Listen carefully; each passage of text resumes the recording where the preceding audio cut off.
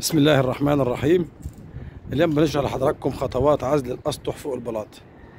ده عازل الدي سي بي مع الشاشه. ده عازل الدي سي بي مع الشاشه. طبعا اول حاجه بنغسل السطح وننظفه بالمياه كويس، بعدين بنروب السطح فواصل، بعدين بنوضع الشاشه وده الشاشه، وبعدين نبدا ندير الوجه الاولاني. ده وجه اولاني، ده الوجه الاولاني كده، ده الوجه الاولاني بس ينشف كويس كده زي ما حضراتكم تفضلتوا. نبدا ندير الوجه الثاني اللي هو ده الوجه الثاني.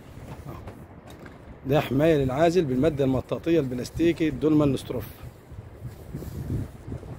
يبقى اول خطوه غسيل السطح وتنظيفه جيدا بالمياه لتفريغ فواصل البلاط من الاتربه. تاني خطوه يبدا العمل بالترويب لفواصل البلاط بماده الدي سي بي التكنولوجيا البريطاني.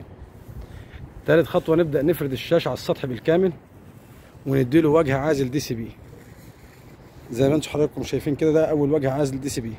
بعد ما ينشف، حاليا الحمد لله نشف تماما واموره طيبه، نبدا نديله الوجه الثاني. ده اللي هو الوجه الثاني.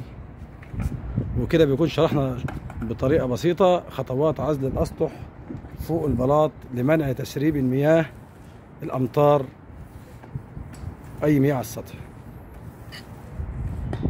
معكم مؤسسه ركن الارض للعوازل والمقاولات. للتواصل 053 48 48 58 0. والسلام عليكم ورحمة الله وبركاته.